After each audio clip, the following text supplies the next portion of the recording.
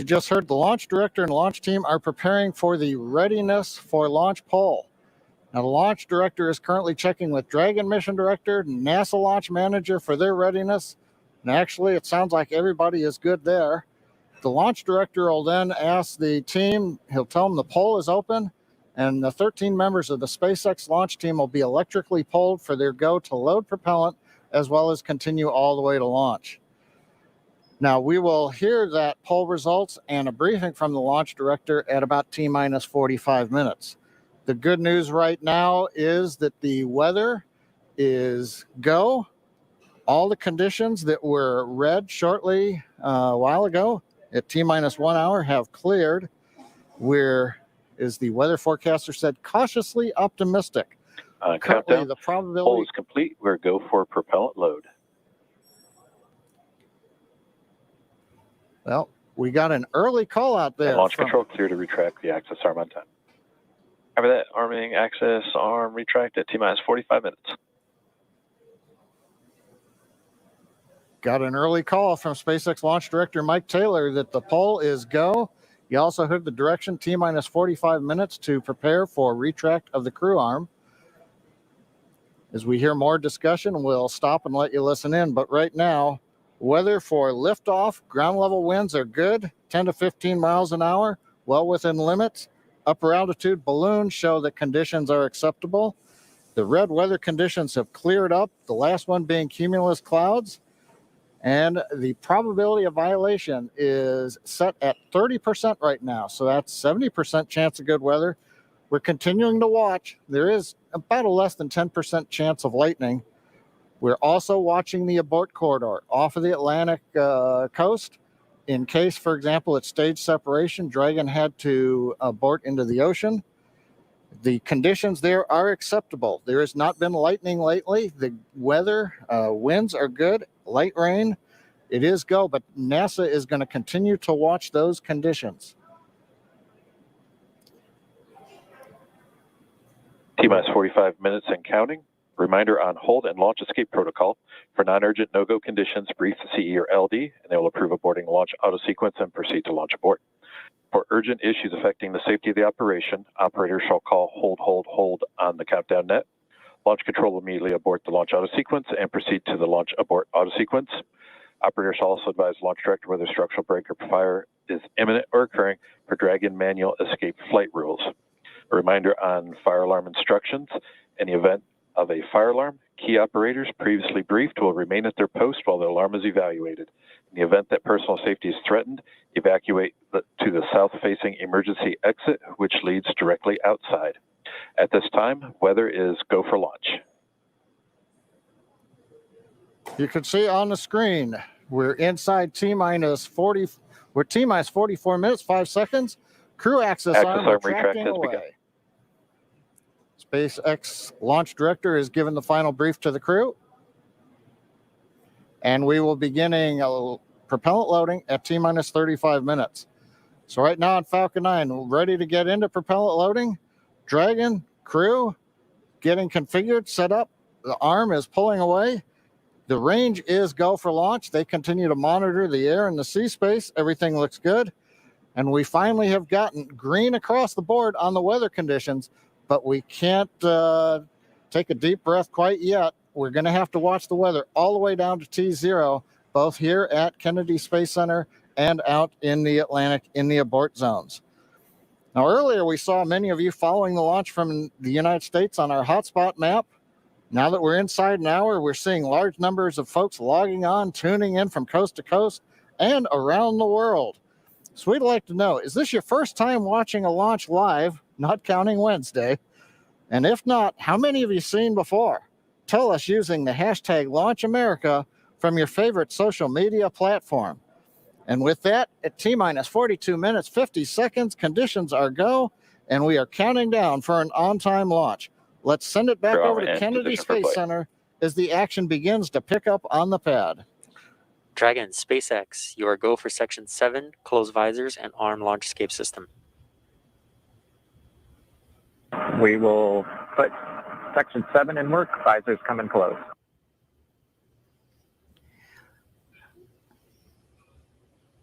All right. The countdown clock is continuing to tick. My heart is continuing to beat 5 million beats a second.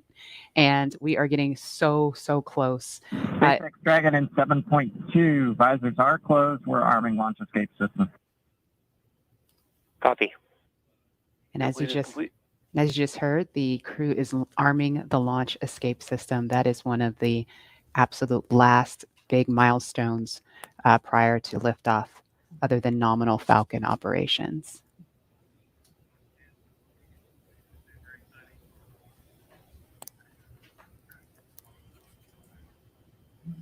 So just a minute ago, we saw the crew access arm retract, and obviously we just heard on the comms, Bob and Doug getting ready to arm the launch escape system. And so that is something that protects them all the way to orbit. So when fueling starts at about T-minus 35 minutes, so just over 6 minutes from now, they will have the capability to abort, to separate from Falcon 9, either on the pad or even after liftoff.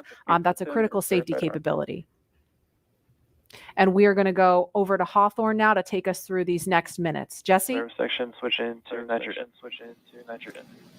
And we did hear that call out that they are arming the launch escape system, so very exciting.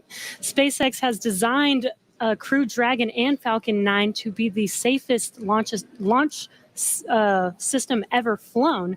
So we brought back Nick Picone, SpaceX's Nick Picone, to talk more about this again.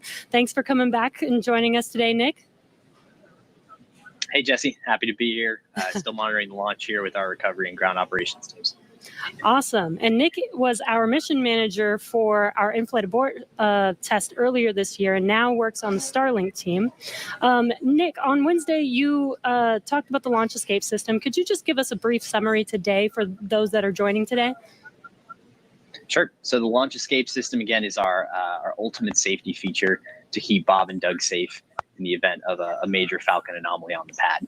The system is designed to automatically fire if either vehicle detects a dangerous condition developing. And if that happens, Dragon will use its 8 Super Draco engines to push the capsule off and away to a safe distance away from this Falcon.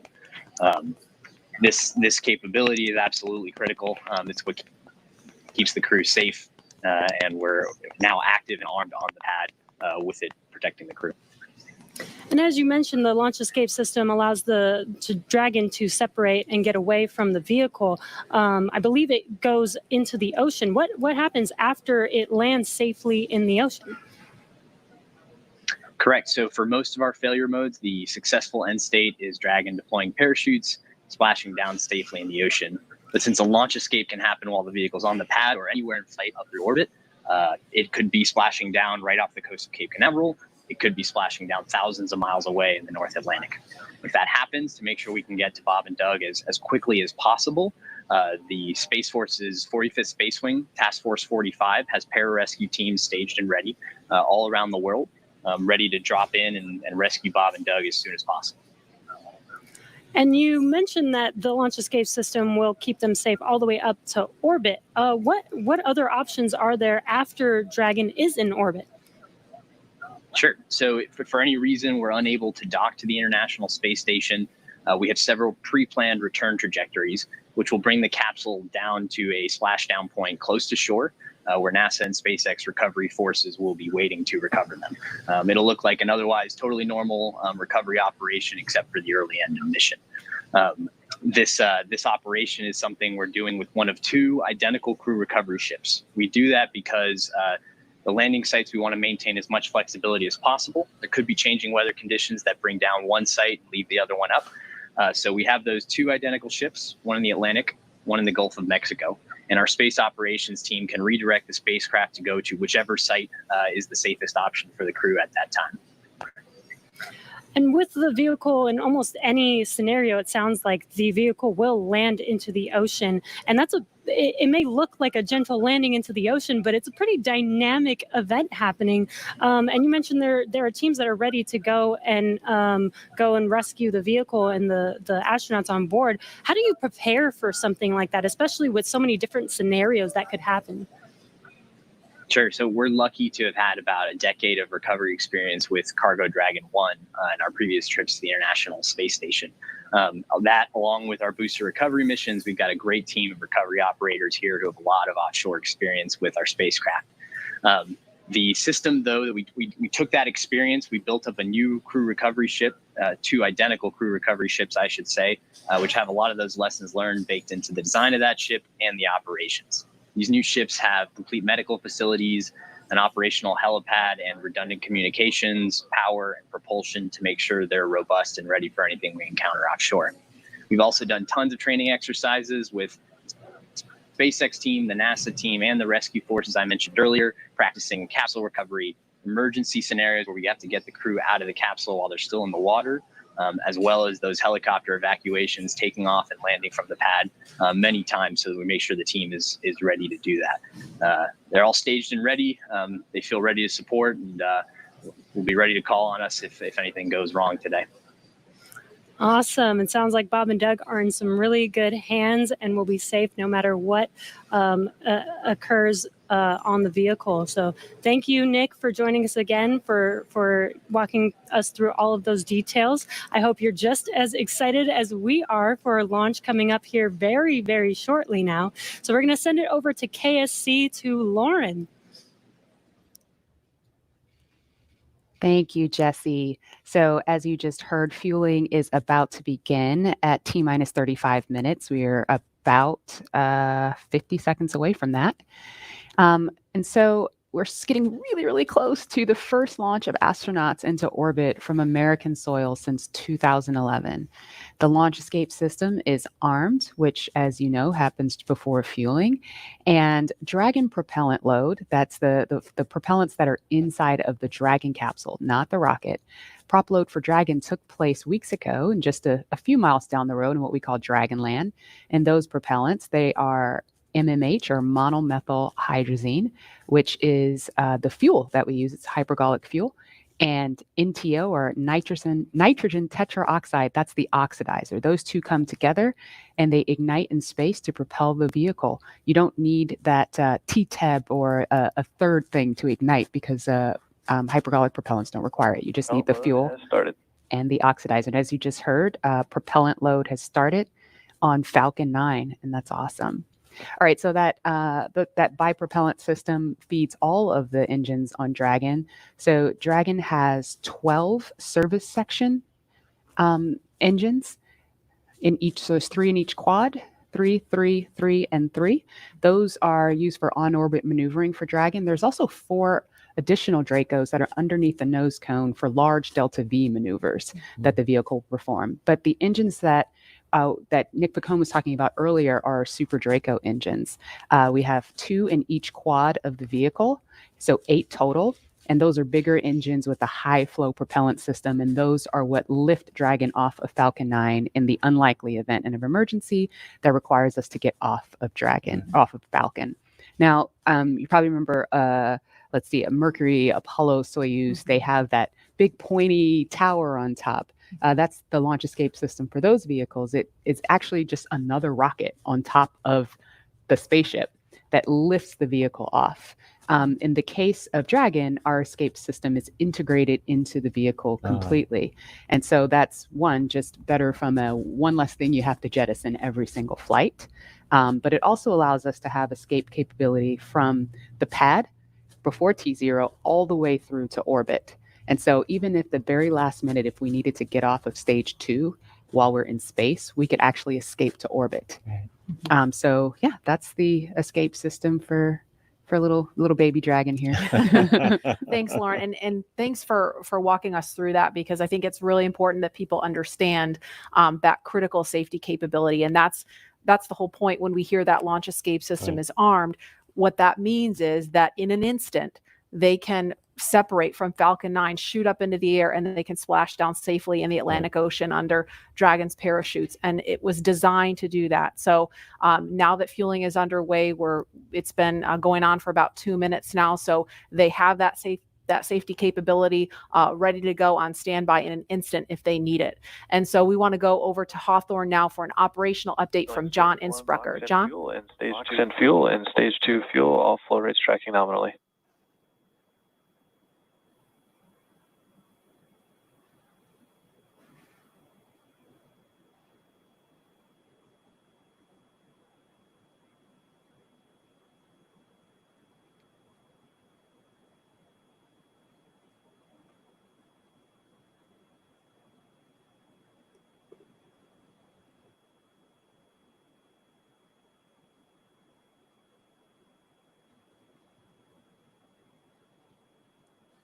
We're at T-minus 32 minutes, counting down. These final minutes, everything's still looking good for Falcon 9 and Dragon for an on-time launch. Falcon 9 did begin propellant load at T-minus 35 minutes at planned. Now on the Falcon 9, we use a fuel and oxidizer as the propellants that power it. The fuel is commonly known as RP1. That's rocket propellant grade 1 kerosene. The oxidizer is densified liquid oxygen, also called LOX. Densified means it is kept much colder than typical for launch vehicles. This allows for more oxidizer to be loaded into the first and second stages. Now with the fuel and oxidizer on hand, we need an ignition source to complete that fire triangle, as we call it. For this, Falcon 9 uses a fluid called TTEB. It ignites in the presence of oxygen and gives off a green-colored flame. Now, it's hard to see on the first stage ignition due to the water that'll be spraying on the pad, but you might just see the green flare as the second stage engine ignites following stage separation over 2.5 minutes into flight. Now, currently, first stage fuel tank is about 10% full. The first stage, as a reminder, as you look on the left side of your screens, the first stage is the long white cylinder at the bottom, topped off by the black cylinder. So over 2/3 of the rocket is that first stage. So the fuel tank is getting loaded. We're also loading the liquid oxygen into the first stage also. The second stage, which is the top 1/3 between the Dragon and the black cylinder, that's the white second stage. That is being loaded with fuel right now. That's about 8% loaded at this moment. Liquid oxygen loading is going to begin on second stage at T-minus 16 minutes, 30 seconds. Liquid oxygen loading will continue on both stages all the way down to the last few minutes of the count. We're also loading helium into pressure vessels on the stages. That's used to pressurize tanks in flight as the propellant is pulled out by the strong Merlin turbopumps. On board the Dragon spacecraft, astronauts are monitoring systems while the propellant is loaded into Falcon 9. While we mentioned we had trained them with sounds that we had recorded on board. They've been through most of a propellant load, and they are now experiencing those sounds and vibrations. Stage 1, the cryo range helium load continues started. to report no problems. They are go to support launch. Weather, the last of the red conditions cleared up about 15 minutes ago. Everything is marginal but acceptable on the weather. We'll continue to watch all the way through the countdown. Now, as a reminder, today we are now into an instantaneous launch window now that we've begun propellant loading. So at this point, if we hear a hold for any reason, we'll have to stand down and target our backup launch opportunity tomorrow, May 31st. Thanks, John.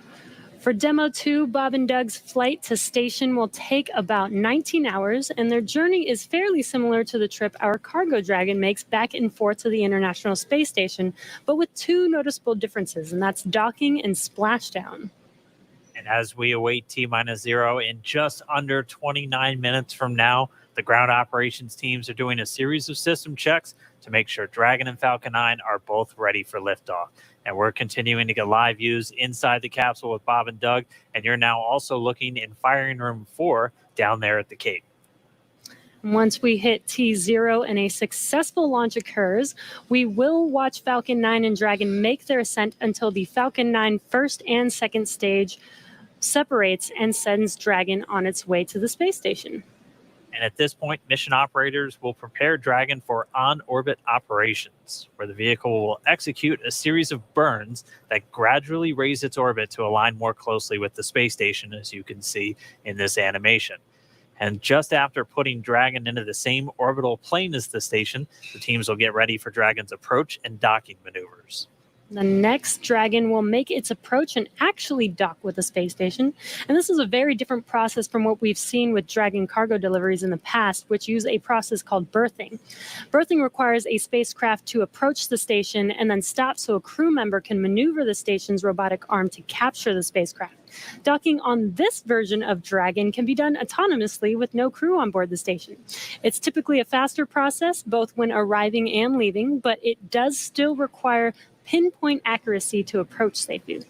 Once captured, a spacecraft then gets attached to a common berthing mechanism, the same type of port that we use to connect each of the modules on the station together. It's a little bit slower of a process, but the hatches are significantly larger than the docking ports, which makes them perfect for bringing up those really big cargo items. Dragon will spend up to 120 days docked before preparing to return home. Following successful completion of Dragon's test objectives and cargo loading operations, the crew will close the cabin, perform final system checks, and configure the vehicle for undocking. Once the automated undocking sequence is complete, Dragon will complete 2 departure burns using its Draco engines, pushing it away from the space station. And then next up on the trip, deorbit entry and landing, or splashdown, which is going to cover all the operations following that final departure maneuver. It's going to include events like the trunk separation, closing of the nose cone, a deorbit burn, and then eventually as they get into the atmosphere, the deployment of the drogue and the main parachutes, and all of that ends with splashdown right off the Florida coast. At that point, teams from SpaceX will move in with their recovery ship, grab the capsule out of the water, and work to get Bob and Doug out of Dragon after a successful mission in space. So we are 26 minutes away from launch. Fueling of Falcon 9 is continuing. Let's check in one more time down with the team at Kennedy. Murray? All right. Thanks, Dan. We are so pumped right now because things have cleared up and it looks like we might actually do this today. If you're just joining us, we are now 25 minutes, 46 seconds and counting from the first launch of astronauts to the International Space Station from U.S. soil in 9 years. This will mark the beginning of a new era where more people will be able to fly to space than ever before. And we want to share with you the results of a poll we asked a little earlier. If you could go to the moon, now it's not where the astronauts are going today, they're going to the space station, but if you could go to the moon, would you rather visit the South Pole where no one has been before or the Apollo 11 landing site? And it was a pretty even split. We had 46% of you say you would go to the moon's South Pole, and 54% of you would go to the Apollo 11 landing site. I kind of side with the Apollo 11 landing site because I'm a history buff and I want to see where Neil Armstrong and Buzz Aldrin set foot. So I don't know. What do you guys think? Lauren, which place would you go? I'm with you on that one. And I would love to go see that flag there and those footsteps, those footprints there still be there, right? There's no wind up there. Still be there. Leland, how about you? I think I'm with both of you because it's just like, the meatball, the classic. Yeah. Going to the classic spot. And that's where all of it started. That's where all that inspiration came, even though I was an antenna engineer, not seeing it. But besides that, that's history. And hopefully maybe it wouldn't have to be one or the other. That's true. Exactly. Yeah. I mean, yeah, we're going to learn more from going where we've never been before. Exactly. And so we need to go to the South Pole too. And we are thrilled to see all of you following along online. Thank you for answering our poll. And we're going to go over to Tahira, who's been monitoring all the action with less than 25 minutes to go. Tahira, I'm sure things are heating up online. Hey, Marie, I mean, you're completely right. Now that we have that go for launch, people are on the edge of their seat right now, waiting on this historic moment to take flight. As you can see, photos are still coming in of just everyone around the country showing their excitement for this launch. And it's really been a touching thing to see how everyone's kept this excitement going from Wednesday's first attempt. So we just took a look at numbers, and we are now over 3 million people tuning in for this historic launch. And so for me personally, I just want to wish Bob and Doug the best of luck. This will be my own first time watching humans lift off to space from the United States, and it's just going to be a super emotional moment. For that, Marie, back to you at Kennedy for these last minutes before launch. All right. Thanks, Tahira. And Leland, we got 23 minutes and some change to go. What do you think Bob and Doug are feeling right now? I think, they're very calm, cool, and collected as test pilots, but I think they're thinking about what are the steps that I have to take if a malfunction or something happens. And so the nominal stuff is all kind of automated, but if something happens where they have to intervene with those touchscreens, that's what they're thinking. Mm-hmm. And we're just inside 23 minutes now. So on Wednesday, we were 5 minutes further in the countdown when we heard that call to scrub, and the weather was still very touch and go at this point on Wednesday. But today, it at least for right now, I don't want to jinx it. I'm afraid to even say it out loud, but it looks better today. Yeah, and it feels like I'm feeling it a lot more than I did on Wednesday. Right. And, speaking of Bob and Doug and them being really calm and cool and collected, haven't had the opportunity to be in meetings with them and to watch them train. I have to say, and to all of my friends who work with them every single day, the feedback is always just what great people they are. Right. And just how not just bright and sharp they are, but just good people. Right. And around the office, we often refer to them as the dads. The And dads? What they're is the that?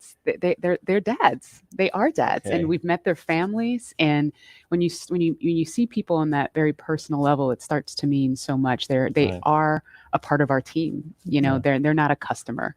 They're our team. They're not a payload. They're our Right. team. They're Yeah. a family. And so we're just so excited to see the dads up there today. Yeah. Go And- dads. Yeah. All right. We're going to go send it over to Gary for an update from Houston. Gary? Hey, Marie, the space station team here is focused. All eyes are on the system checks that are happening across the board, and we're listening in as we close in on launch. And I can tell you that things are looking very good. Chris Cassidy will be watching from the International Space Station, right now flying over the Pacific Ocean. It's heading to cross right over the launch pad. We might even get some good views from the station. Hope to be capturing those. We'll have the launch view on the big screen up front, and everyone's excited to see our 2 crew members on their way to the International Space Station. But before we get to it, I just want to pass on good luck from the entire flight operations community here in Houston. It's always exciting to be doing something wholly new and history-making with station operations, and we can't wait to see our team members Bob and Doug in low Earth orbit and heading to the International Space Station. That's it from us here in Mission Control Houston. I'll send it back over to the team in Hawthorne for the latest happening there. John. T-minus 20 minutes, 30 seconds. We're Strong back continuing chill to started. count down. Everything is still looking good for launch of Falcon 9 and Dragon. 22 minutes, 45 seconds after the hour. Stage Right 2 now on the RB1 right-hand mode is complete. side, you can see a large white cloud coming off of the strongback. That is normal. As we get ready to load the second stage with liquid oxygen, we have to chill in the plumbing lines going up that strongback. And so as we relieve pressure, the moist, humid Florida air condenses around it, and that gives you the cloud. So that tells us that things are actually on schedule.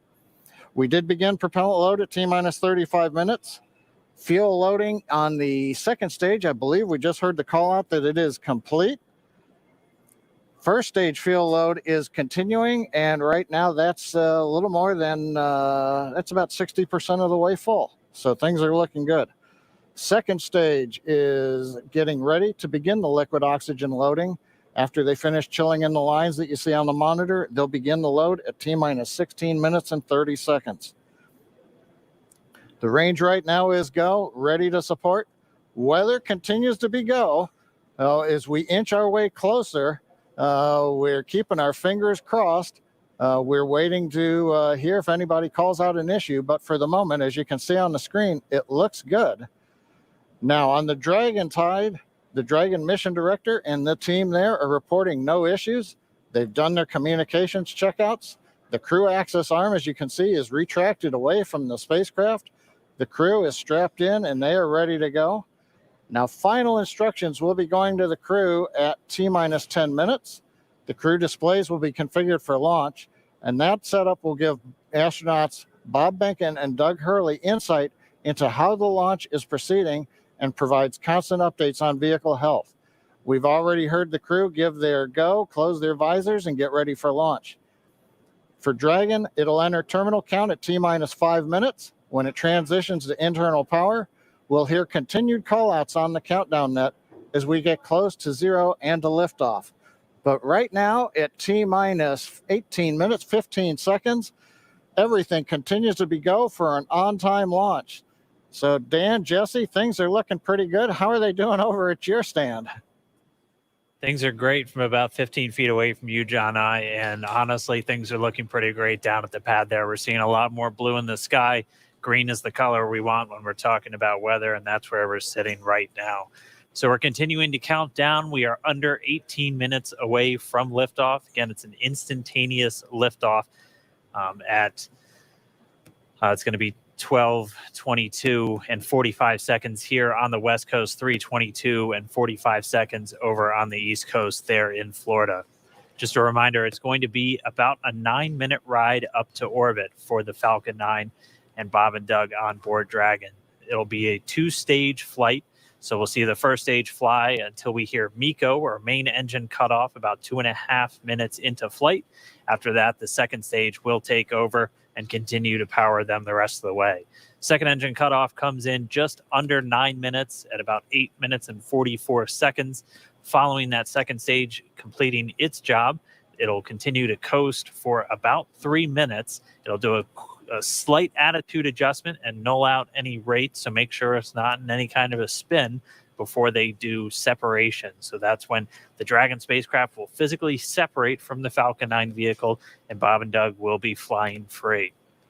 It's about a 19-hour ride if we launch today on time. So that means Bob and Doug will get on orbit. They'll have a number of burns or those firings of those Draco thrusters that they'll do over Stage 2 LOX load started. We hear the LOX. The liquid oxygen load has now started on stage 2. But again, they're going to be doing a series of burns on the way uphill towards the International Space Station 5, spread out over the first 16 hours or so of their flight until they get much closer, and it's time for that approach and docking. And we are expecting that with an on-time launch to happen today. That'll be coming tomorrow in the afternoon. All right. Now that we're under 16 minutes away, we have a special guest joining us. I'm going to toss it over to Jesse. We are T-minus 15 minutes and 45 seconds from liftoff of our second demonstration mission today. And we have the honor of having SpaceX's President and COO, Gwen Shotwell, join us. Thanks, Gwen, for coming out and taking a few minutes to chat with us. Thanks, Jesse. We know you've been on console. How's the countdown been going so far in there? Countdown is clean today, just like it was Wednesday. We did clear the weather hurdles sooner than we did on Wednesday. And the only thing we're watching right now is downrange weather and lightning at the staging location. Of course. But we will clear that hurdle at T-minus 7 minutes. Awesome. Great. Very exciting.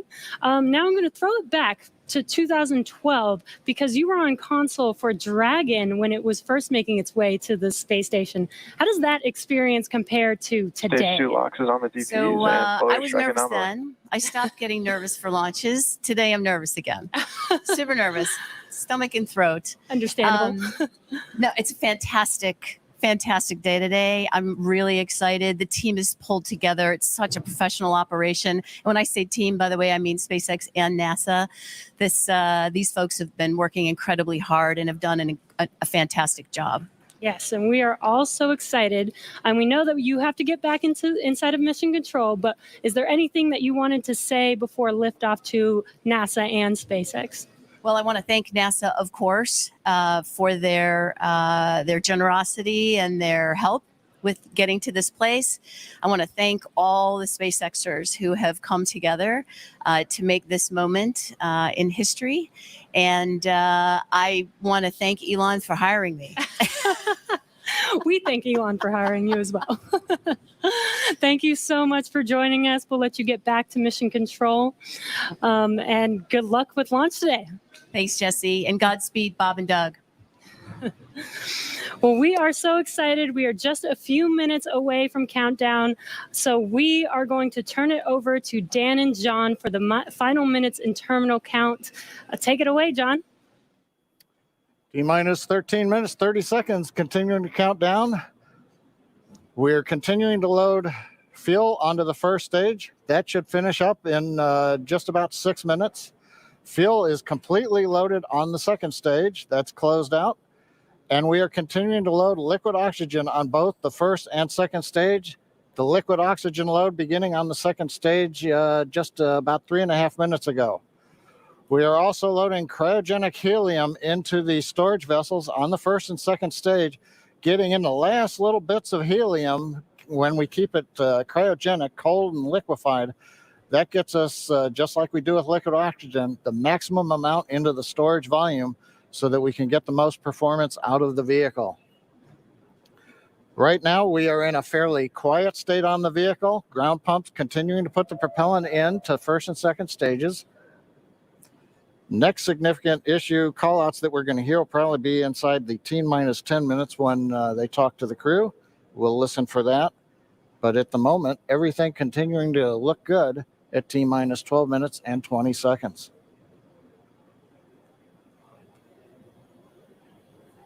We're We're getting real close now, John. It's only a little over 12 minutes away. Just a reminder for everybody, it's about a 9-minute ride uphill. We'll have some dueling boxes going on as that first stage is going to be coming home while the second stage is carrying Bob and Doug into orbit. But obviously, we'll be keeping an eye on our astronauts the whole way uphill. Some of the calls that you'll be hearing, as there will be what we call performance calls over the Dragon to ground the entire way uphill. And you'll just hear some of the SpaceX engineers calling out trajectories and booster performance. So we're always looking for that word nominal. I know that's one of John's favorite words. That's one of mine too. We want to hear nominal as much as possible up on the way uphill. You might also hear some number and letter combinations, and those correspond to the different abort zones that Bob and Doug are in during their flight uphill. There's 1A and 1B, which signify that they're on the first stage. Those carry them from there in the Cape all the way up to about the very top of North Carolina. And then we'll have 2A through 2E or 2 Echo, and that will be on the second stage. And that goes from North Carolina all the way up to about the tip of Newfoundland. So in the Northern Atlantic. And then there is a zone of the Northern Atlantic that we're going to avoid. And so you should hear the call out be something similar to forward to Shannon. And that just refers to Shannon, Ireland, which they'll be going off the coast of Ireland at the later stages of the second stage if they have to abort. So just prepping you now for some of those calls. You're hopefully going to hear that word nominal a whole lot on the way uphill. 10.5 minutes. Things are pretty quiet. As John I said, it'll pick up right at about 10 minutes. We'll wait for the crew just to confirm that their displays are in order. The crew is already strapped in and reported that they are go for launch. And we'll continue to watch the fuel gauges tick up on the Falcon 9 vehicle until fueling cuts off at just about 2 minutes prior to launch. Dragon and SpaceX confirmed displays are configured for launch. SpaceX Dragon displays are configured for launch. Copy. Bob, Doug, on behalf of the entire SpaceX team, it's been a huge honor to help you get ready for today's historic mission. Know that we're with you. Have an amazing flight and enjoy those views of our beautiful planet.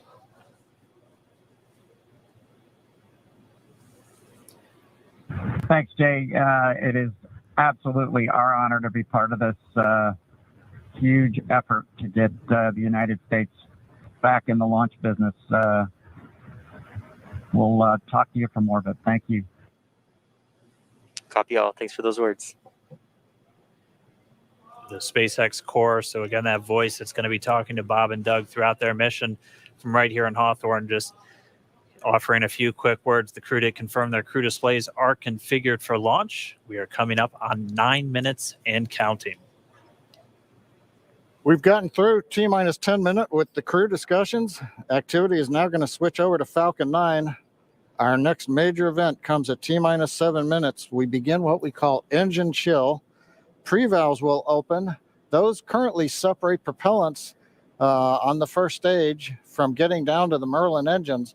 We'll open the pre-valves. That'll allow fuel liquid oxygen to flow to the top of the pumps. And more importantly, when we open the valves, that'll allow us to begin chilling the 9 Merlin 1D turbo pumps on the first stage engine. It'll take a few minutes to get them cold enough to where they would then be ready to pass the large amounts of liquid oxygen through the pumps and into the main thrust chambers when we get to engine ignition at T-minus 2 seconds. We don't want to try to run highly chilled liquid oxygen through a warm pump. You would flash that into gas, and running gas through a high-speed pump is not a good thing. So right now, we are waiting for T-minus 7 minutes. That'll start the engine chill. Shortly after that, we will also get the fuel shutdown.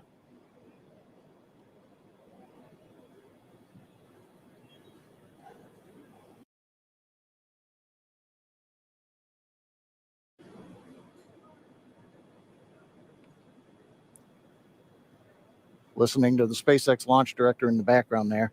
As I mentioned, at T-minus 7 minutes, as we start the chill, we will also get into the final topping off of stage 1 fuel, and then the fuel load will complete.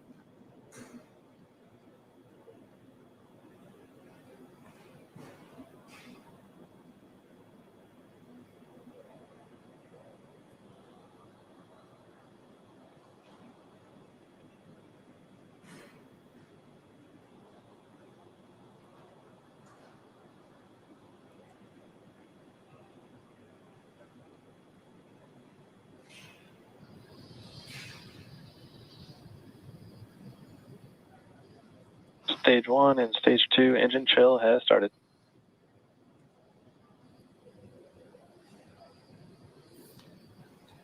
We've heard the call out. Stage 1 engine chill has started. That's gone up to the crew so that they've got situational awareness.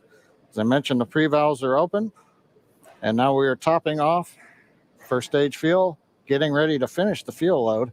Liquid oxygen load on first and second Engine stage hydraulics at pressure. will continue until the last 3 to 2 minutes of the countdown. We should hear that call out RP1 load complete coming up in about 6 minutes. Again, RP1 is just that densified kerosene or that rocket fuel that Falcon 9 is going to be used to power Bob and Doug to orbit today.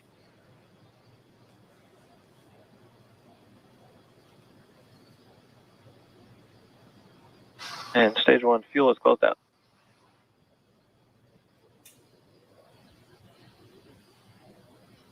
Right on time. That call out indicates that the fuel loading on the first stage is complete. Draining back the lines now. So first stage and second stage fuel are complete. Liquid oxygen loading is continuing on both stages. You can see on the view on the left side of the monitor, the condensation, the cold gas wrapped around the stages as the tank skins are chilled by the densified liquid oxygen, picking up the humidity Falcon from 9 the is in Florida air. self-align. It looks like at this moment we're a little more than 90% full on the oxidizer on the first stage, ticking up towards that 80% mark on the second stage. We'll be counting down all the way till about 2 or 3 minutes, as John and I just said, until everything is loaded. Falcon 9 heaters closing out. And then we will be go for launch. Dragon has transitioned to configure for terminal count. Vehicle tanks pressing for strongback retract.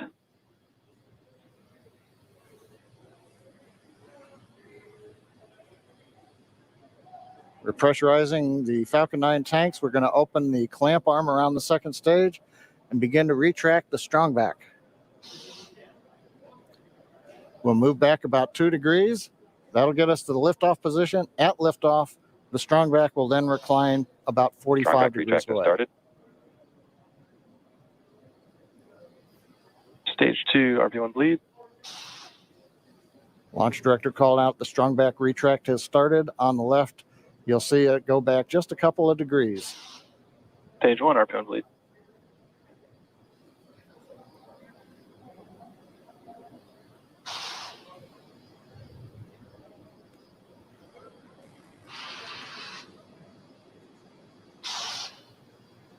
We are just 4 minutes away from liftoff. Again, at this moment, Bob and Doug are really just laser focused on those displays. They have insight directly into Dragon and the Falcon 9. They're able to see where their fuel loading is at, how everything's progressing down with the count. AFTS final setup started.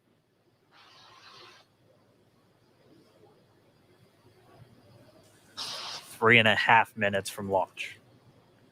And the strongback is now reclining away from the Falcon 9.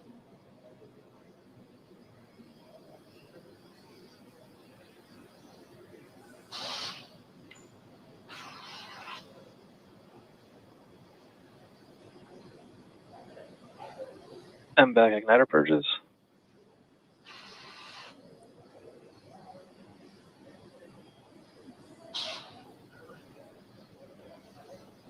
Pogo bleed.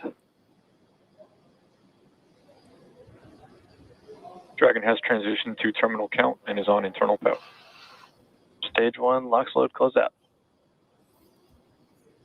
Okay, we're at T-minus 2 minutes, 42 seconds. Stage 1 LOX load is closed out. Stage 2 will continue to load for about another half a minute or so.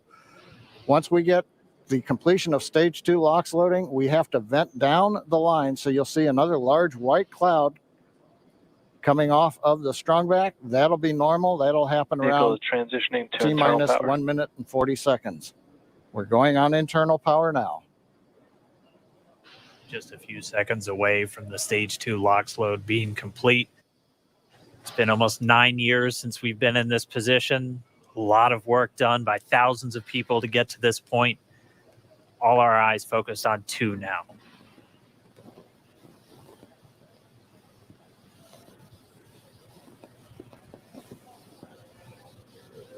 Stage 2 lock float is closed out. Propellant fills are complete. Dragon is in auto idle.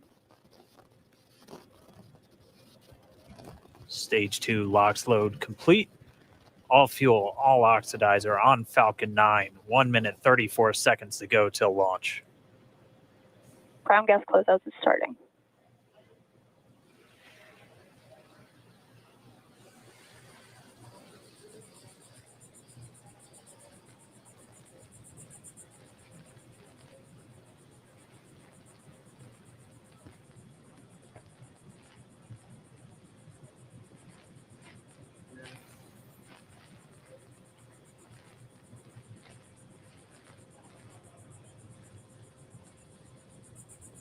Falcon 9 is in startup. Dragon is in countdown. FTS is armed for launch. Under a minute now, the FTS, the flight termination system, has been armed. Dragon, SpaceX, go for launch. SpaceX Dragon, we're go for launch. Let's light this candle.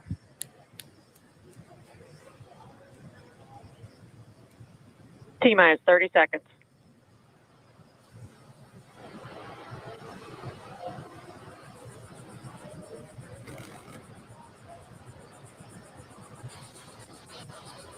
Stage 1 tanks pressing for flight. T-minus 15 seconds.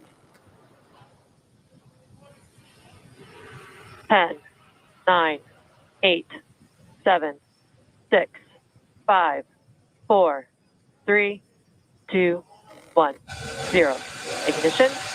Liftoff of the Falcon 9 and Crew Dragon. Go NASA. Go SpaceX. Godspeed, Bob and Doug.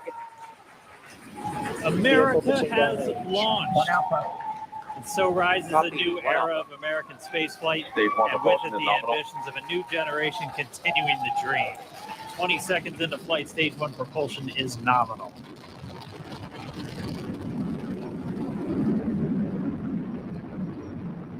T plus 30 seconds into this historic mission. Flying crew on board Dragon and Falcon 9, and look at them go. Falcon power telemetry nominal. M1D throttle down. We're throttling down to get ready for the period of maximum dynamic pressure. We're in the throttle bucket. Reports say all systems are go. Vehicle is supersonic. We've exceeded Mach 1 on the Falcon 9. M1D throttle up. We're throttling back up to full power as we're through max Q. Copy 1 Bravo. And we heard that 1 Bravo call out. That's just the second abort zone that they're in. They'll continue to be on this until the first stage has done its job and they switch over to the second. At this point, Bob and Doug pulling about 2.3 Gs, 2.3 times the Earth's gravity, already moving at over 1,500 miles per hour. We've heard the call out for MVAC engine chill. That's getting the MVAC engine ready to light. That'll come at about 2:44 into flight. Right now, everything continuing to look good. Next major event coming up is going to be the triple. We'll have main engine cutoff of the 9 first stage engines, stage separation, and then ignition of the second stage engine to continue to carry astronauts into orbit. Coming up in about 20 seconds. M1D throttle down.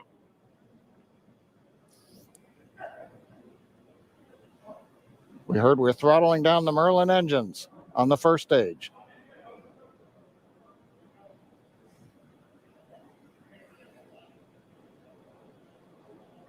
And we have Miko. Miko. 2 Alpha. Falcon stage separation confirmed. Copy 2 Alpha. MVAC ignition.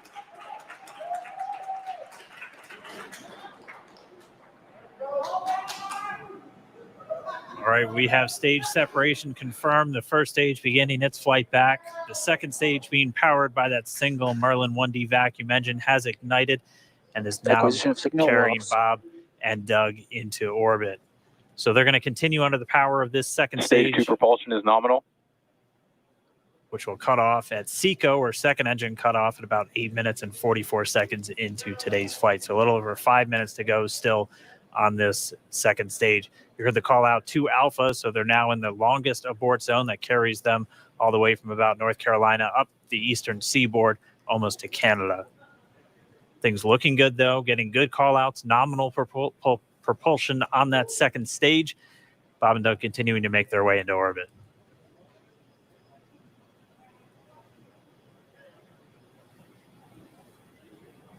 Dragon SpaceX nominal trajectory. Acquisition of signal in Bermuda. SpaceX Dragon nominal trajectory. All right, here in nominal trajectory. So Dragon pointed in the right direction, continuing to make their flight uphill. Heard acquisition of signal Bermuda. That's one of the other ground stations that they're using to get telemetry and data back from this spacecraft. Stage 2 propulsion is still nominal.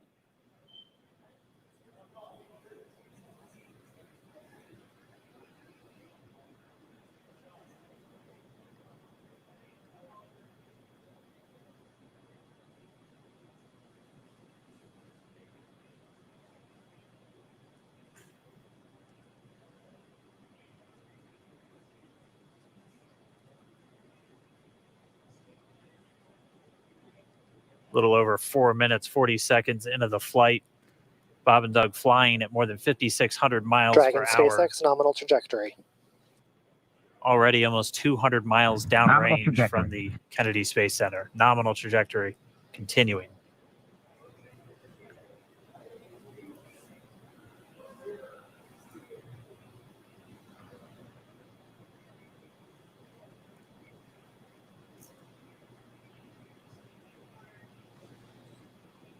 And while they continue uphill, looks like we are getting a view of the first stage as well. Yep, on your right screen, you can see that first stage with the grid fins deployed. It's making its way back to attempt to land on our drone ship, Of Course, I Still Love You today. And we're just about a couple minutes away from the entry burn, and that's where 3 of the 9 Merlin engines do ignite to help slow the vehicle down as it re-enters back into the Earth's atmosphere. And then after the entry burn will be the landing burn, which is just a single engine Dragon SpaceX nominal trajectory. And you heard Nominal starting trajectory. chill for entry burn. there's that call out. They are still on a nominal trajectory on Dragon, still on second stage, and that's that MVAC engine on second stage on your left screen.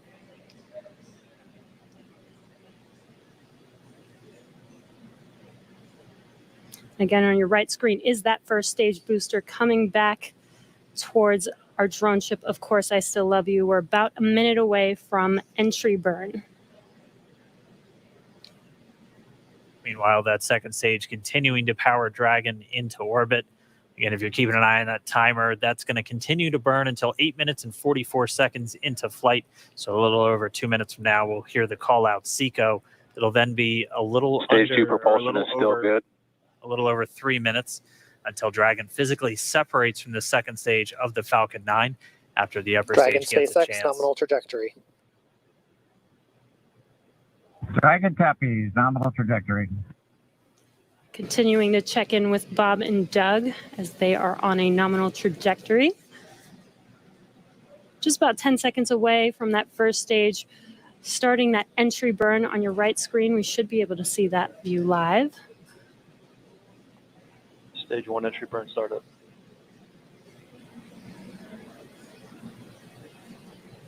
And there is that entry burn Acquisition signal in beginning. your hands. This burn lasts about 36 seconds long. Stage 2 FTS is saved.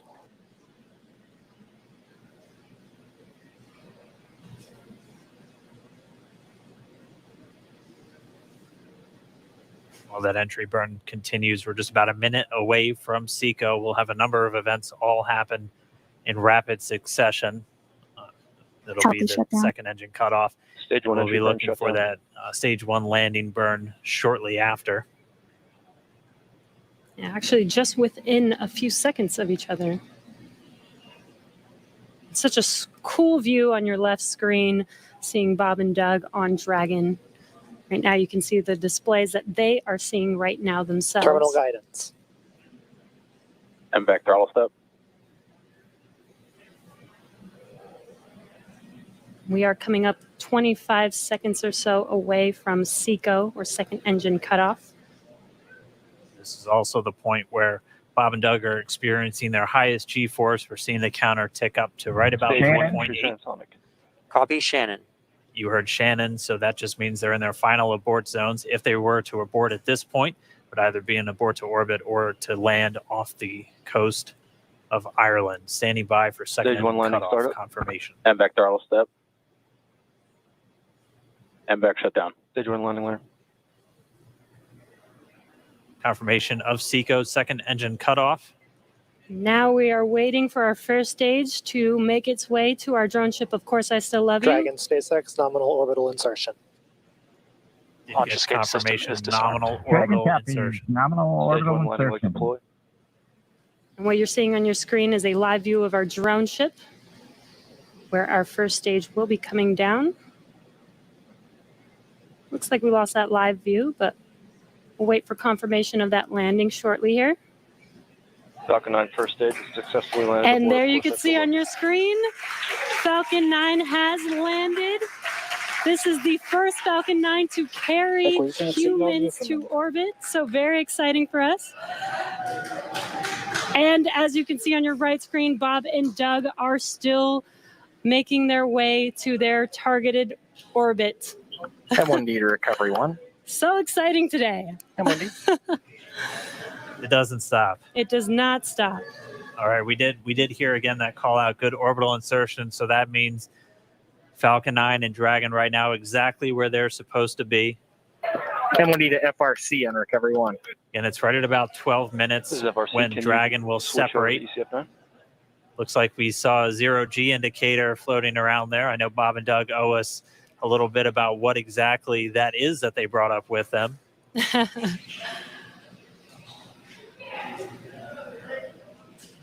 And before separation, before Dragon initiates separation from the second stage, they do make sure to they do ensure that the vehicle is not spinning and it is in good condition before we separate.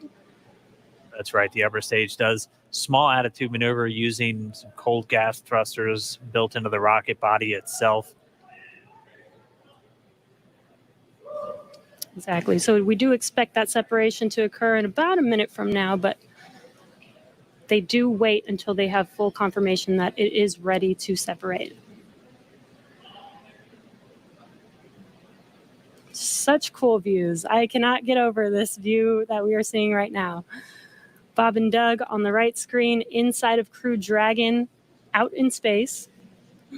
Yeah, already 200 kilometers over planet Earth, or a little over 124 miles, traveling in excess of 2,700 meters. 27,000 meters per second, or about 16,000 miles per hour. So again, we're just standing by. That separation event should be coming up shortly. Then they'll begin a series of checks on the Draco thrusters that are going to be used to maneuver and then power Dragon on its flight to the International Space Station. Standing by for separation. Expected loss of signal, wallops.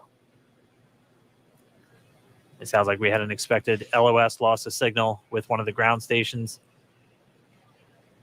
Waiting for confirmation now of that. Dragon separation confirmed. Dragon separation confirmed.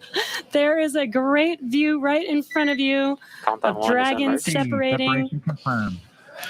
And there's that call out. Dragon is now officially making its way to the International Space Station today. Dragon SpaceX with that separation call. We have a few words for you from our Falcon 19. Standing by. Dragon, Chief Engineer on Dragon to Ground. Bob Doug, on behalf of the entire launch team, thanks for flying with Falcon 9 today. We hope you enjoyed the ride and wish you a great mission. Thanks, Bala. Congratulations to you and the F9 team for the first human ride for Falcon 9.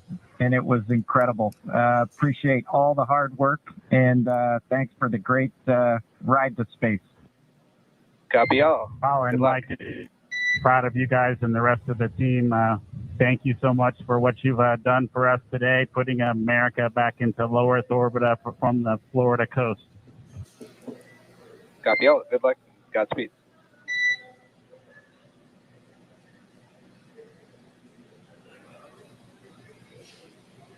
All right, so Bob and Doug are in Dragon space. SpaceX, we confirm nominal ECLS activation and service section Draco checkouts.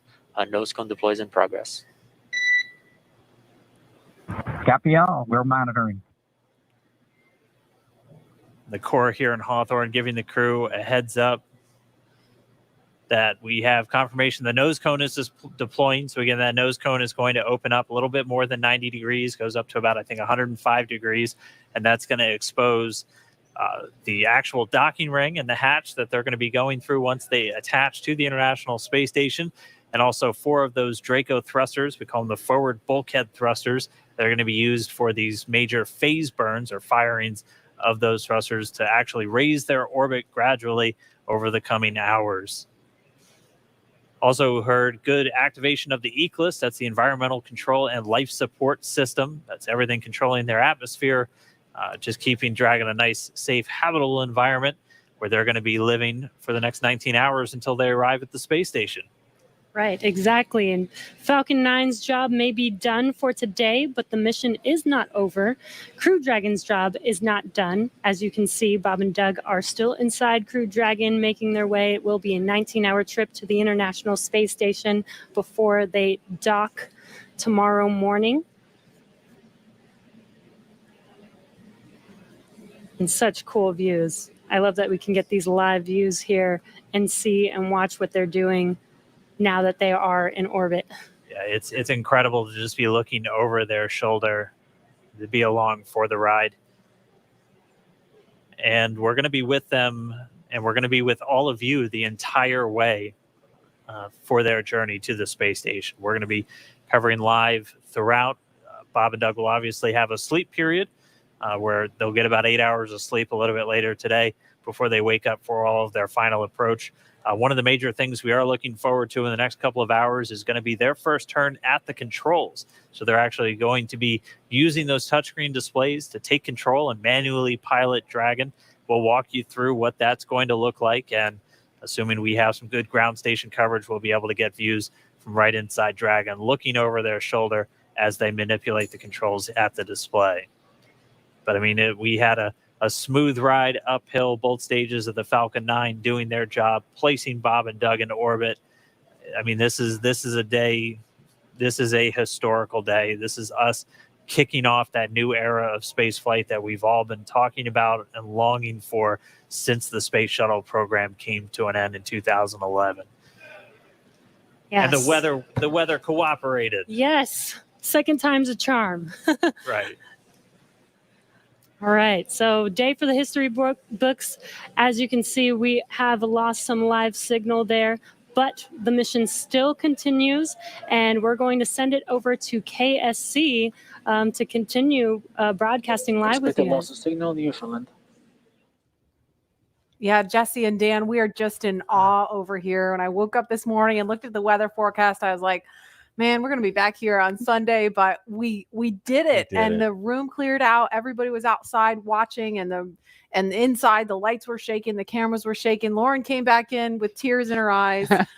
This is really amazing. I can't believe it. I saw it with my own eyes. This is, I'm a little bit speechless. Just so grateful that we got them up there, and there's a lot more to go, but I'm so happy they're safe right now. I'm just so happy. Yeah. Leland, you were talking about it. It's amazing what we can do when we work together. Yes, American astronauts on an American rocket from American soil, showing you what Americans can do when we come together as a team and blast Doug and Bob off to the cosmos. This is what it's all about, and their families and everyone is working together to take them up to space safely. So I don't know what to say. That rocket fuel is still in my veins, and I want to go get on the rocket. I know. Well, it's too late now. Maybe the next one. I know. But we want to go over to Daryl at OSB2. He's there with the administrator who hopefully has more words than we do because we're still kind of speechless. Daryl? Pretty incredible here, Marie, at the Operations Support Building, where a chorus of applause has been happening from the beginning of launch and throughout the various stages. Some very special guests were here to watch it. That includes President Donald Trump, Vice President Mike Pence, and NASA Administrator Jim Bridenstine, who joins me now. And you were with the President and the Vice President. America's back, launching human astronauts again. Tell me how you feel about that, and tell me about the President watching launch and what happened there. So this has been a long time coming. It's been 9 years since we've launched American astronauts on American rockets from American soil, and now it's done. We have done it. It's been way too long. I want to give a lot of credit to Charlie Bolden. He was my predecessor as the NASA administrator. He fought hard for this program at a time when it didn't get any support in Congress. We now have an administration that is fully supportive of our spaceflight initiatives, not just on the exploration, discovery, going to the moon, onto Mars, but also from a Space Force perspective. Our budgets are going up, things are strong, and today was just just an amazing day. You know, one of the things the president did right out of the gate when he became president is he created what's called the National Space Council, and he put the vice president as chairman of the National Space Council. And on that National Space Council, you've got the Secretary of Defense and the Secretary of State and the Secretary of Commerce, the Secretary of Transportation, the Secretary of Education, the chairman of the Joint Chiefs, all of these different amazing individuals that deal with space day in and day out. A lot of people don't realize how many parts of the federal government deal with space. And the vice president invited those members of the National Space Council here as well. So we just had, and then we had members of Congress, bipartisan members of Congress, Republicans and Democrats, who have been involved in supporting this program, for a long time now. So I'll just tell you, I'm breathing a sigh of relief. But I will also tell you, I am not going to celebrate until Bob and Doug are home safely. Tomorrow, they're going to dock to the International Space Station. Tonight, I'm heading to Houston to be at the Johnson Space Center when that happens. So it's a bit of a relief. The nose cone is now open. It's now deployed, which means that now we're going to go into some burns. We're going to have some phasing burns. We're going to have some boosting burns, and we're going to get as much as we can in alignment with the International Space Station as early as possible here. But also, I know it's hard, but the big thing that we need to do now is we got to get Bob and Doug, who have now gone through this exercise twice. They need to get some rest. But I can guarantee you there will be no rest for a good amount of time while they're up there in orbit. And they are certainly on their way, and a lot of people joining us for this entire celebration and watching it. We just heard 10 million people watching live as this launch happened, and President Donald Trump becoming the third sitting president to watch a launch live from the Kennedy Space Center. The first. To be clear, I think he's the only sitting president to watch American astronauts launch on a brand new rocket that has never launched before, and that's a big risk. He also said we're going to go to the moon by 2024. That means he's putting himself at risk to say, look, I'm going to be accountable. Potentially, I'm going to be accountable to the initiatives that I put forward. And I think we have not had that kind of leadership for space in a very, very long time. And we're so grateful for it. What was it like watching the launch with the president? How did he react? Oh, I'll tell you, it's obviously something that is near and dear to him. He said it a year and a half ago. He put it in the State of the Union speech. He said, we're going to launch American astronauts on American rockets from American soil. And of course, I was like, in my head, I'm thinking we better get after this. Of course, we've worked overtime to make it happen. We might be a little behind schedule, but we got it done, and we got it done safely. We're knocking on wood, but so far so good. It's looking good. You personally, Jim, as that rocket was lifting off and you felt that rumble? Yeah. What'd you feel? What'd you experience? Well, I was praying. I'm not going to lie to you. I was praying. I was praying for Bob and Doug. I was praying for their families. I was praying for their safe return, even though they're just going. But man, I'll tell you, it was, I've heard that rumble before, but it's a whole different feeling when you've got your own team on that rocket, and they are our team. They are America's team. This is Launch America. This is everything that America has to offer in its purest form. And times are tough right now. There is no doubt. We've got the coronavirus pandemic. We have other challenges as a country. But I hope this moment in time is an opportunity for everybody to reflect on humanity and what we can do when we work together, when we strive, and when we achieve. And if this can inspire a young child to become the next Elon Musk or the next Jeff Bezos or the next Sir Richard Branson, then that's what this is all about. Or the next Jim Bridenstine. Yeah. Well, I wouldn't put me in that category, but. Well, we appreciate your leadership for the space agency at this time, and congratulations on an amazing day in the launch. Thank you. It's been a great ride. All right, very good. Ree, we'll send it back to you in the studio.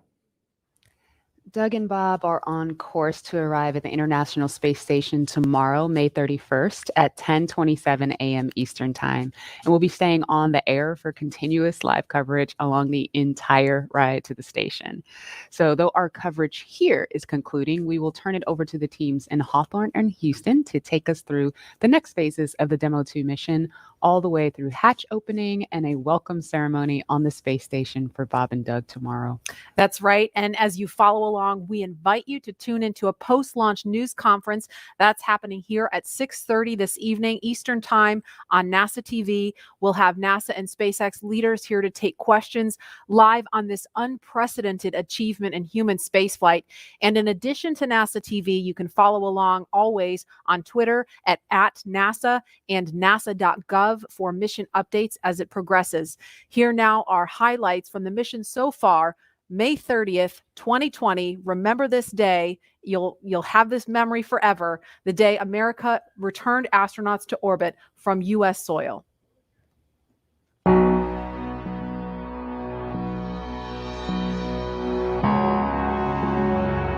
Wow, we're making history again. Let's go.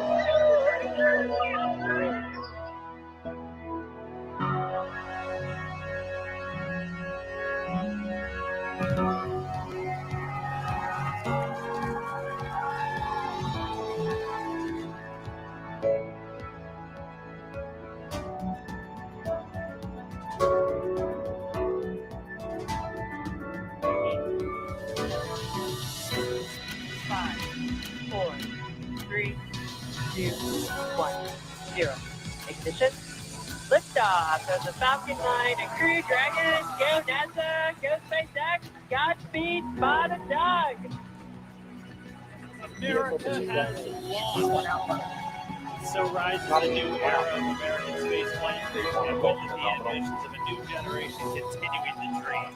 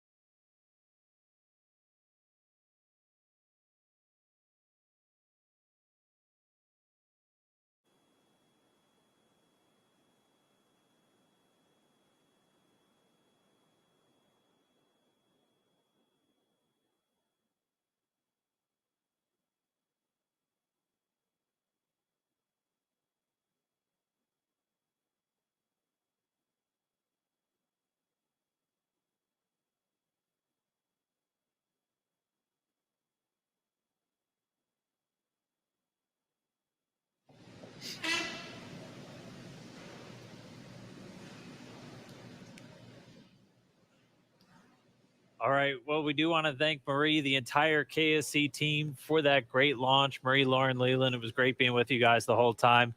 But as we just said, the mission has only now just begun. Right now, Bob and Doug are flying free inside of Dragon after that successful separation from Falcon 9. We've got just under 19 hours until they arrive at the space station.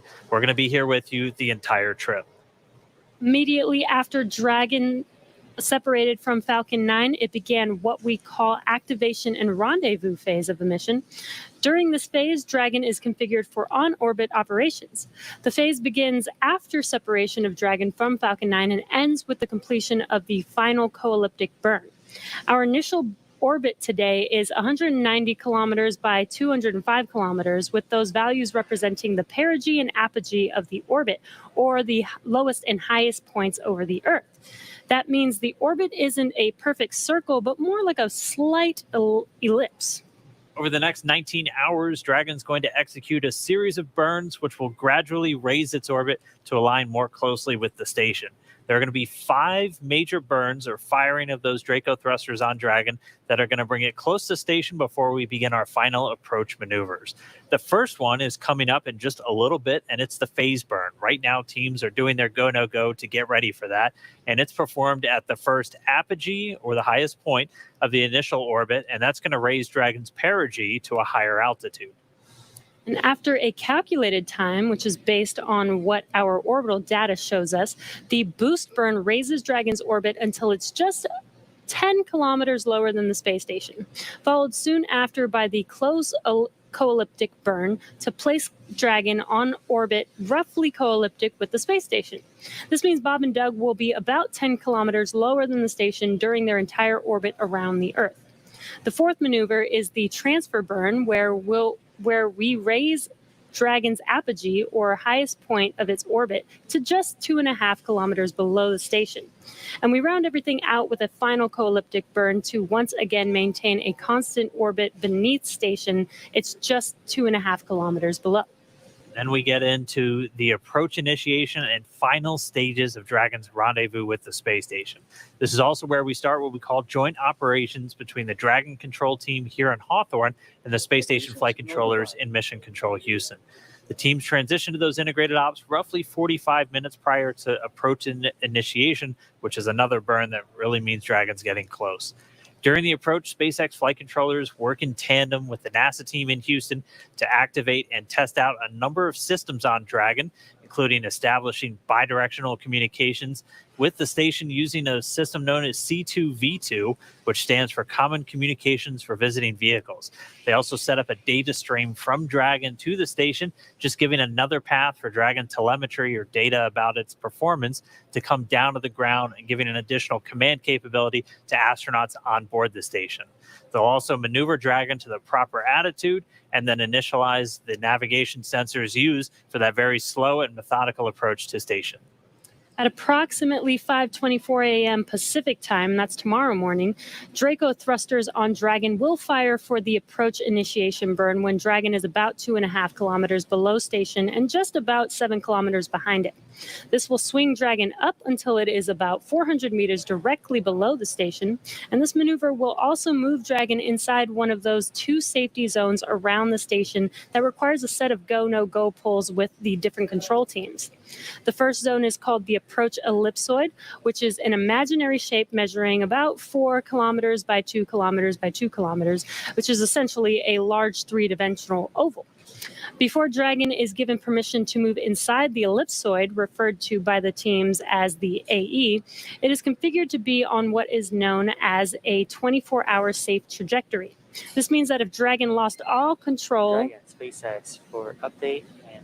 If Dragon lost all control to its thrusters, it would be at least 24 hours before its trajectory would move inside the approach ellipsoid. Okay, for seat docking, we're still waiting for cabin to be below 25C and trending down.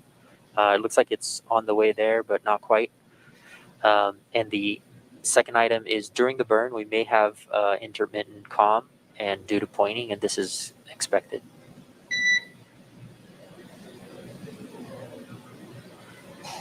We're just listening. Copy the cabin temp and suit doffing and intermittent comm during the burn. Good read back. And we are go for the phase burn. Looks like it's in about 12 minutes. Dragon, go for the phase burn. We're just getting a couple of quick updates. They're still wearing those suits that they've been in since we saw them suit up in the O&C building several hours ago. Once temperature just comes down inside the cabin a little bit, they'll get to go to doff or just take their suits off. And you just heard we're less than 12 minutes now from that first burn called the phase burn. Getting back to where we're going to be tomorrow, though, once Dragon arrives at just 400 meters below the station, it's going to be what's known as Waypoint 0. And that's the first checkpoint during our approach. The vehicle can hold at 400 meters, or it can continue on if all the systems check out, and then it'll begin the approach to Waypoint 1. By this point, the teams will do a go, no go for Dragon to move inside the keep out sphere. It's another one of those zones around the station, and it's an imaginary sphere with a radius of about 200 meters.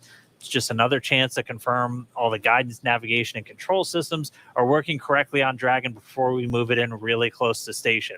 And it carries a similar requirement to the AE that Jesse talked about, where if Dragon lost all control of its thrusters, it would not go inside of that sphere for at least 4 orbits or about 6 hours instead of the 24 hours for the approach ellipsoid. Dragon's move from waypoint 0 to waypoint 1 will swing it up and out in front of the station, pausing at a distance of approximately 220 meters. At this point, it will be on what we call the docking axis, which essentially means it is directly in front of the docking port. Bob and Doug are headed to the forwardmost port of the International Space Station, the Node 2 forward port. That is where Dragon docked last year on the Demo 1 mission and where one of the 2 international docking adapters is located. These were installed for new commercial spacecraft flights and any other future spacecraft that also use the international docking standard.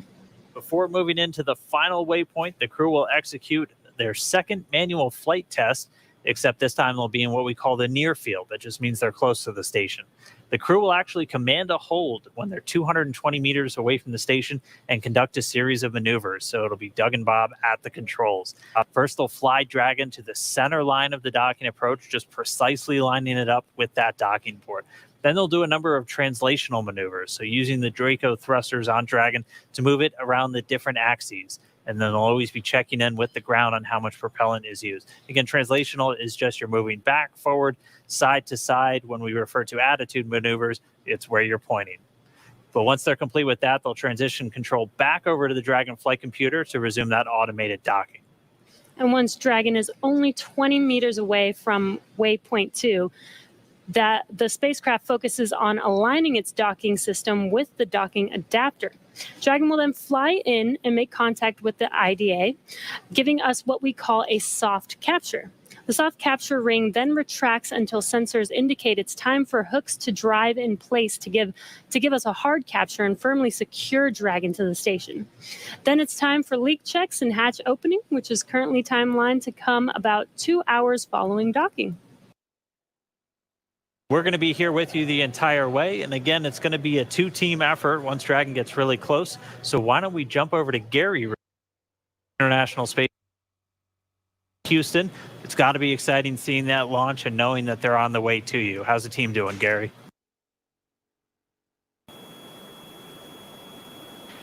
Dan, there is allotment from the room. We are closely monitoring Dragon's few burns that are coming up here. You both did a great job of describing some of those.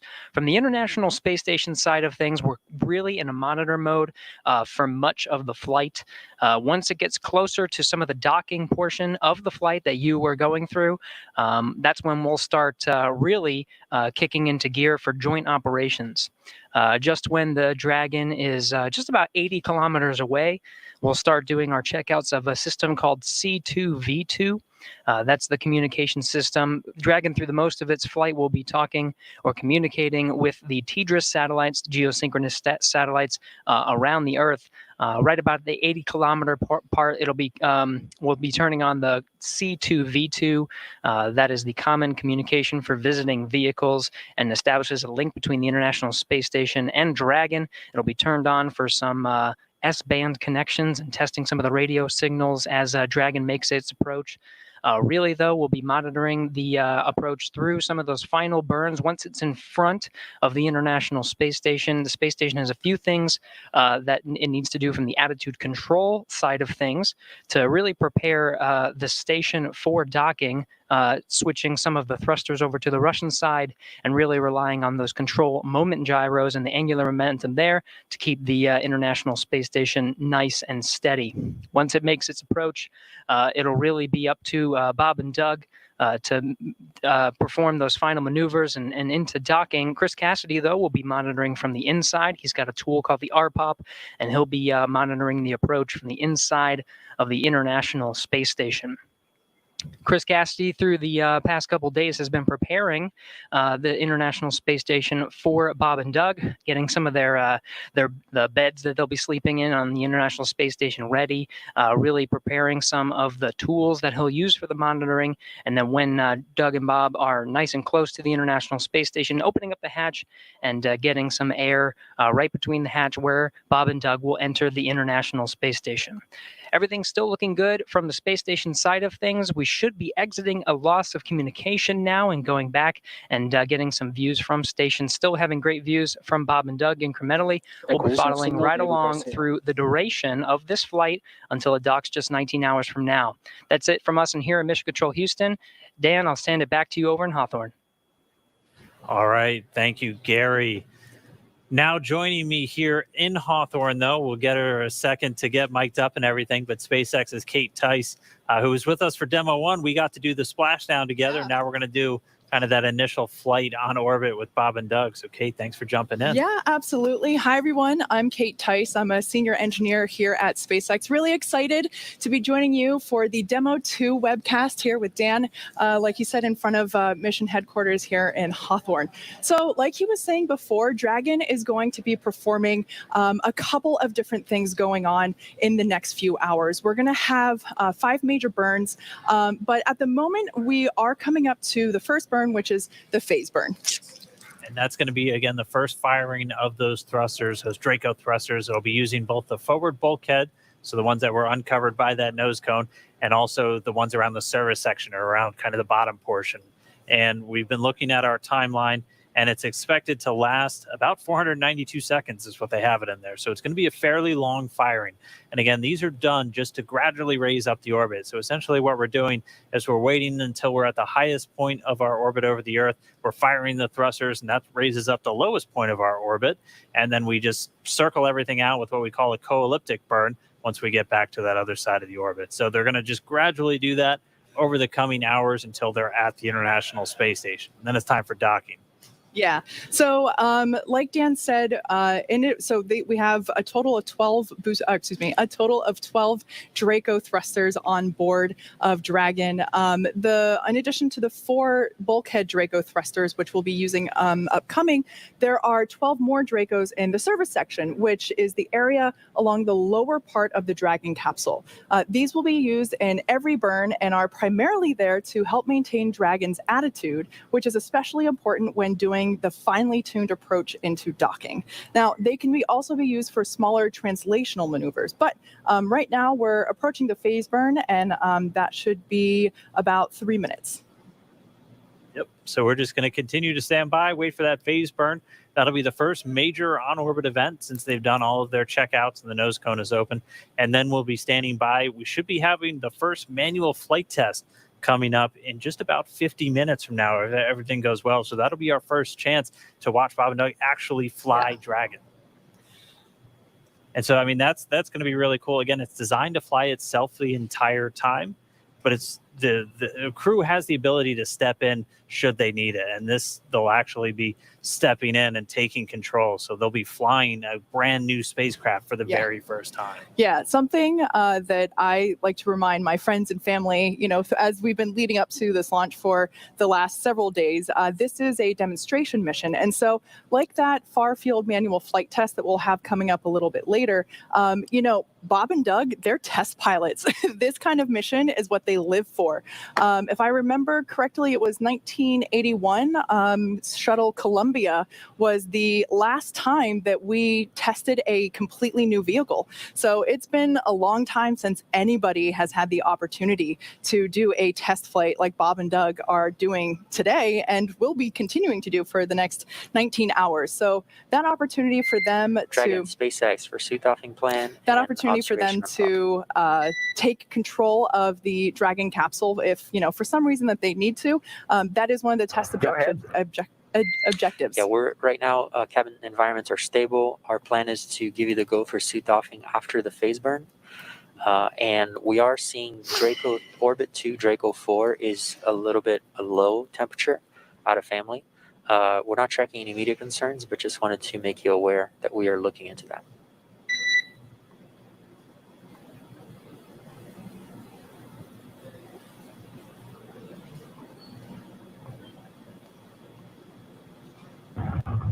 Okay, copy that. SpaceX will plan on suit doffing after the burn, and then the Orbit 2 Draco 4's low temp. Good readback. All right, so the crew is going to stay in their suits until after this phase burn, which we should be hearing start in just about a minute from now.